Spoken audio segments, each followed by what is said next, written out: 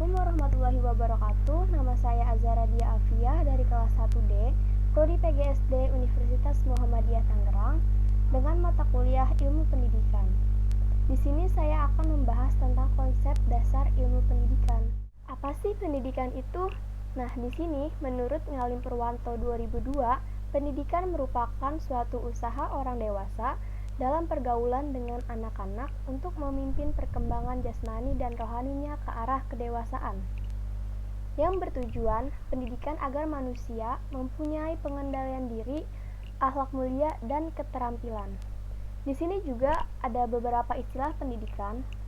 Yang pertama itu ada pedagogi, yang artinya pendidikan, pedagogia ilmu pendidikan, andragogi kuliah, dalam bahasa Yunani pedagogia atau pedos dan agoge, yang berarti saya membimbing atau memimpin anak. William F. O'Neill berpendapat bahwa pendidikan yang meminimkan kebebasan itu disebut sebagai pendidikan yang konservatif. Konservatisme pada dasarnya adalah yang mendukung ketaatan terhadap lembaga-lembaga dan proses-proses budaya yang sudah teruji oleh waktu, didampingi dengan rasa hormat mendalam terhadap hukum dan tatanan, sebagai landasan perubahan sosial yang konstruktif. Lebih lanjut, William F. O'Neill mengemukakan terdapat 3 macam bentuk pendidikan, yaitu liberalisme pendidikan, liberasionisme pendidikan, dan anarkisme pendidikan. Liberalisme pendidikan adalah untuk melestarikan dan memperbaiki tatanan sosial yang ada dengan cara mengajar setiap siswa sebagaimana cara menghadapi persoalan-persoalan dalam kehidupan sehari-hari secara efektif. Liberasionisme pendidikan adalah sebuah sudut pandang yang menganggap bahwa kita mesti segera melakukan perombakan berlingkup besar terhadap tahanan politik dan pendidikan yang ada sekarang, sebagai cara untuk memajukan kebebasan-kebebasan individu dan mempromosikan perwujudan potensi-potensi diri semaksimal mungkin. Anarkisme pendidikan beranggapan bahwa harus meminimalkan dan atau menghapuskan pembatasan-pembatasan kelembagaan terhadap perilaku personal bahwa mesti dilakukan untuk membuat masyarakat yang bebas lembaga. Pendidikan itu dibagi atas 3, yaitu formal, non-formal, dan informal. Contoh formalnya yaitu SD, SMP, SMK, atau SMA, dan kuliah. Sedangkan non-formal yaitu seperti kursus menjahit, kursus bahasa Inggris, kursus masak, dan lain sebagainya.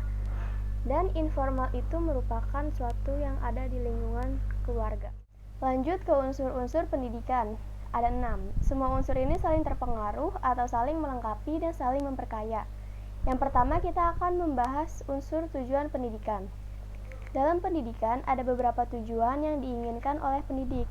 Menurut Lanchfeld dalam bukunya Back Novel Theoristic Pedagogik, ada 5 tujuan, yaitu yang pertama, tujuan umum, kedua, tujuan khusus, 3, tujuan sementara, 4, tujuan perantara, 5, tujuan insidentil. Nah, di sini saya akan membahas tentang apa itu tujuan umum. Tujuan umum adalah tujuan yang menjiwai pekerjaan mendidik dalam segala waktu dan keadaan. Tujuan umum ini dirumuskan dengan memperhatikan hakikat kemanusiaan yang universal. Dan selanjutnya ada tujuan sementara. Tujuan sementara adalah karena perjalanan untuk mencapai tujuan umum tidak dapat dicapai secara sekaligus, karena perlu ditempuh setingkat demi setingkat atau tahap demi tahap. Dan tujuan perantara atau intermedier adalah tujuan yang dilihat sebagai alat dan harus dicapai lebih dahulu demi kelancaran pendidikan selanjutnya, misalnya anak dapat membaca dan menulis. Tujuan insidentil adalah tujuan yang bersifat sesaat karena adanya situasi yang terjadi secara kebetulan. Misalnya, seorang ayah memanggil anaknya dengan tujuan anak mencapai kepatuhan. Selanjutnya ada unsur guru atau pendidik. Unsur pendidik ialah orang yang memikul pertanggungjawaban untuk mendidik. Menurut Dwi Nugroho Hidayanto dalam Hasbullah 2003, menginventariskan bahwa pendidik ini meliputi orang dewasa, orang tua, guru, pemimpin masyarakat, dan pemimpin agama.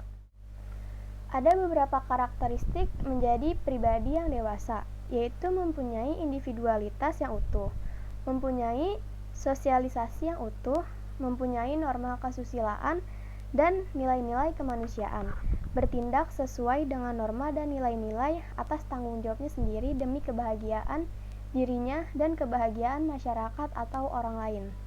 Di sini ada 5 faktor yang sangat mempengaruhi kualitas perilaku guru dalam melaksanakan tugas, yaitu 1. Jenis kewenangan atau authority yang benar-benar diserahkan kepada guru. 2. Kualitas atasan yang mengawasi dan mengontrol perilaku guru. 3. Kebebasan yang diberikan kepada guru baik di dalam kelas maupun di luar kelas. 4. Pengetahuan guru tentang dirinya sendiri dan kepercayaan terhadap diri sendiri. 5. Hubungan guru dengan murid-muridnya.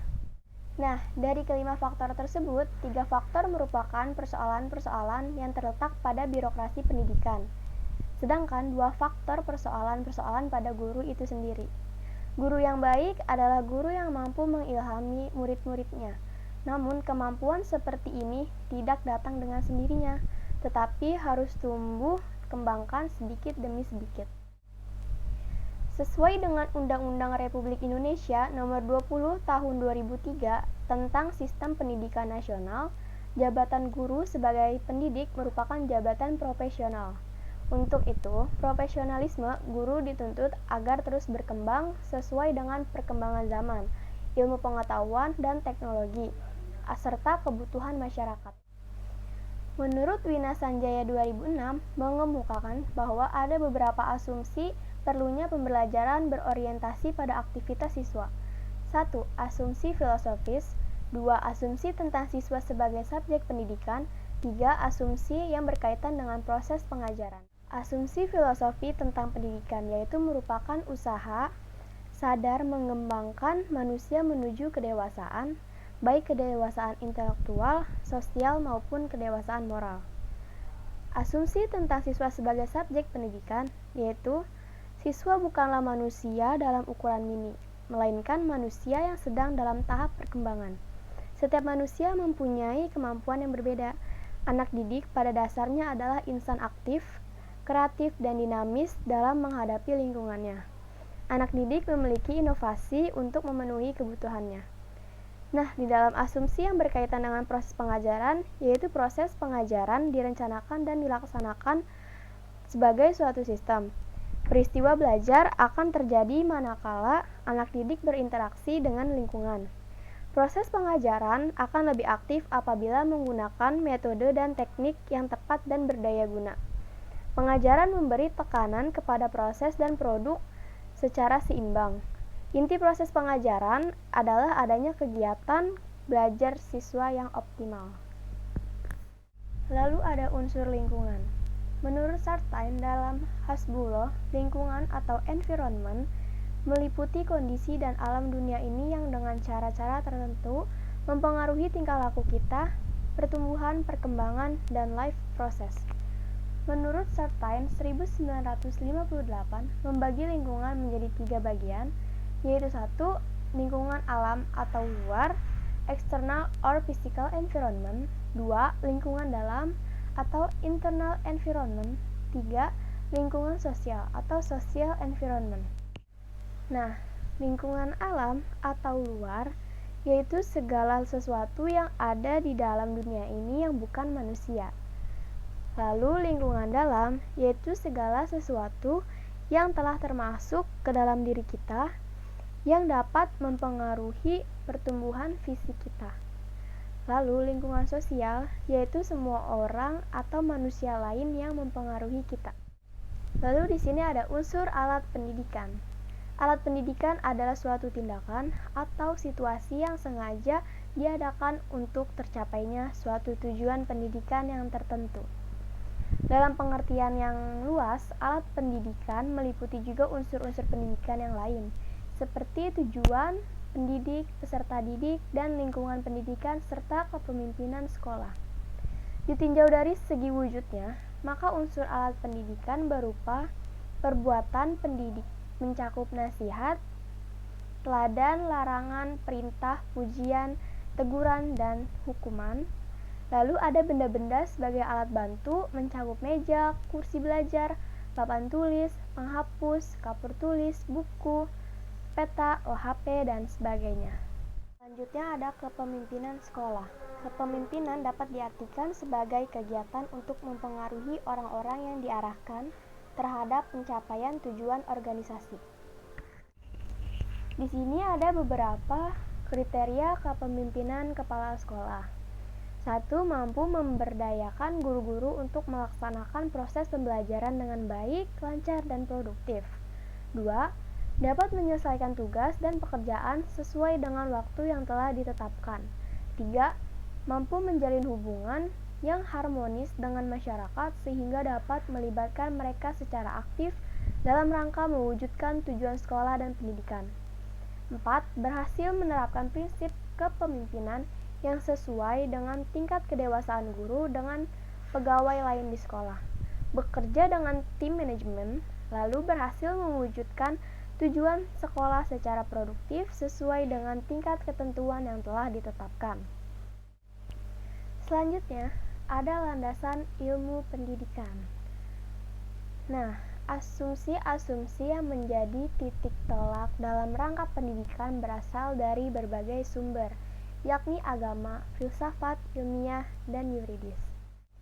Di sini ada landasan filosofis pendidikan.